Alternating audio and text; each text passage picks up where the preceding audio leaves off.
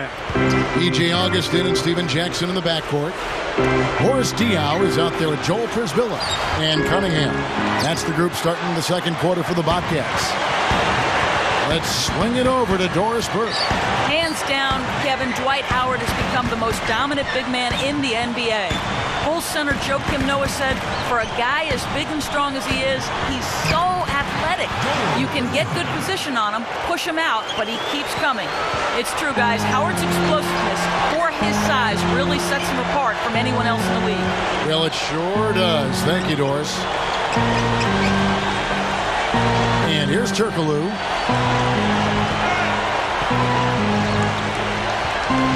Shot clock at 5. Nelson outside. Stolen away. Here's Augustine all alone. And there's the bucket, good for 2. Here's Nelson. He had a 21-point outing in their last game against New Jersey. Here's Bass. Rebounded by Jackson. Bobcats trail by 3. Augustine with it. Poke loose. On the breakaway. Kept alive. Another shot. Orton with the bucket. That's great hustle there, Kevin. Persistence paid. Here's Augustine. Just over 3 minutes left in the second. And it's Nelson picking him up. Here's Augustine. Guarded by Nelson. Throws it up. Again, the Bobcats score. Here's Nelson. Not on the scoreboard yet. E.J. Augustine had a promising rookie year, but he regressed quite, don't you think, in his second season? Yeah, he may have taken a step back, but I didn't see their team enough to know why. Sometimes it's just a matter of a second-year player going through the hard knocks of developing in the league. I think Larry Brown perhaps got down on him a little bit, and that never helps with a young player, particularly a point guard. And maybe he put a lot of pressure on himself. But I think this kid will be fine. He'll be fine going forward. Let's go with a 3. Jason Richardson pulls it in. Hey, he can hit from that range. I think he missed that one, but the defense is going to want to tighten up on him out there. Jackson against Nelson. Orton with it. He's guarded by Prisbilla. Clock is at 3. Here's Nelson and sinks it from 3. Nelson's got himself going with the triple, his first basket of the game. Bobcats trail by 8. And here's Augustine.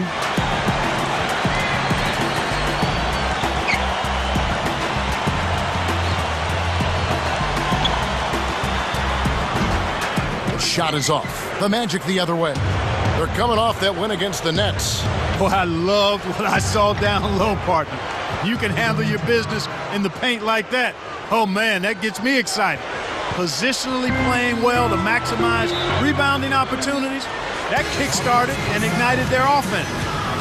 Looking at the ability for Orlando to win road games, one of the key litmus tests for any great ball club. The Magic did it 25 times last year. Not a bad mark by any means. One of the best road marks in the league, Kevin. You can do a lot worse and still be fine if you're the Magic, given how well they do play at home. So road numbers like what you see there, 25 road wins, that to me says championship contender.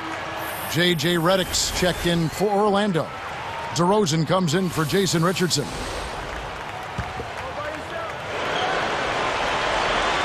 Here's Thomas. 8 points for him. Bobcats turn it over. Now here the 2K leaderboard with last season's top rebounding teams. Take a look at the Magic. Top 5 in the league, a strong team. There's not a whole lot to complain about with these numbers. I mean, they made a commitment to rebounding last year, and it was obvious. It showed on a consistent basis. They put great effort into rebounding the ball last season. Turkoglu, jump-off pass. Goes up. And it's DeRozan missing. Good job hustling here. I mean, making the extra effort. When you're down, you have to do all of the little things, Kevin. And they do have a slight disadvantage on the boards. Thomas, a screen on Nelson. To end the run. Gets it to go.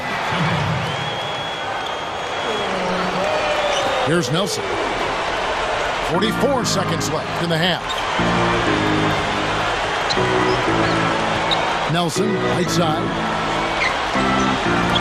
Tipped. Here we are in November, and let's see how things are going out east in the early season. Look at Orlando. So far, they've got the 4th best record in the conference. And checking out Charlotte. Not really any threat right now.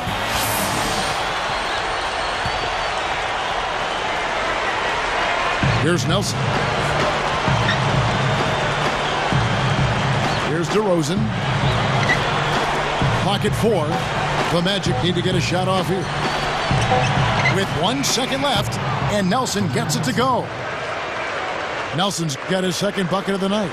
With a high basketball IQ at the offensive end, this guy is just waiting for you to make one mistake as a defender. If you do, he'll take advantage of it.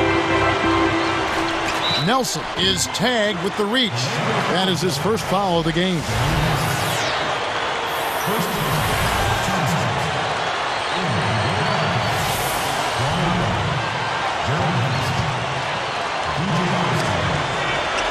Here's Henderson, looking for his first bucket of the game.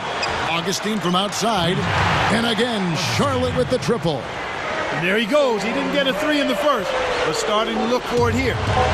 And here we go with Jameer Nelson. And the first half is now in the books. Look at what Hedo Turkoglu has done so far. He has 8 points, and he's still working hard for those rebounds. Magic lead by 6.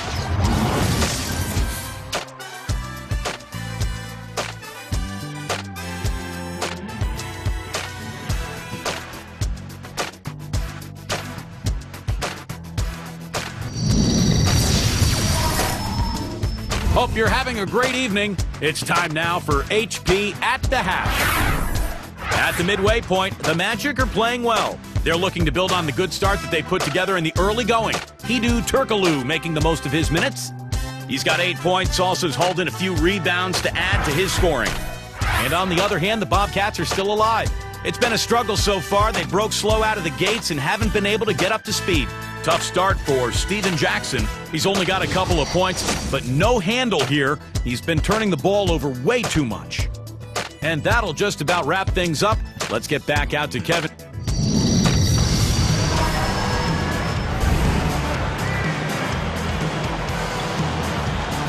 Well, it's been a tight game as we enter the second half. Both teams going at it. Here's Augustine. He's got 5. Charlotte Clark found their way to the postseason last year. Part of that was how well they played within their division. Yeah, you're right there, but ultimately it was another member of their division that knocked them out.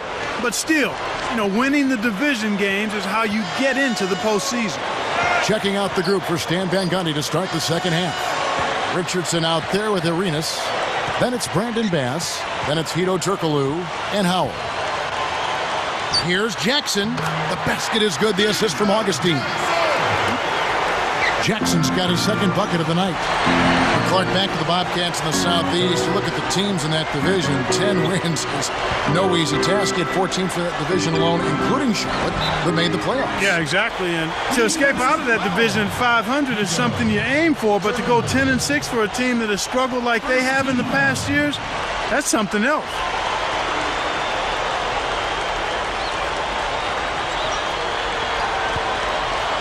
Bobcats trail by 6. One thing most people would probably admit when looking at Orlando from last April, May, and in the spring, they seemed underrated going into last season's playoff run. Yeah, I think they were a bit under the radar, Kevin. I mean, people just didn't realize how good that team was defensively. They were a very solid defensive team. I mean, they would always kind of blind you with the three-point shooting and the ability of Howard to finish around the rim and block shots. But that team was a very good defensive team. And let's go to Doris Burke. Doris, what do you have for us? Well, Kevin, you look at Stan Van Gundy, a demanding coach to be sure. He really holds his players accountable.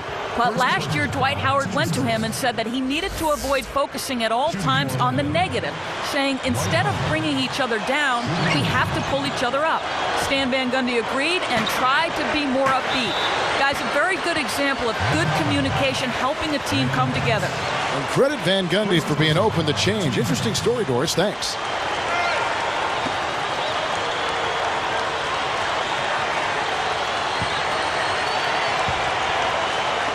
Here's Jackson.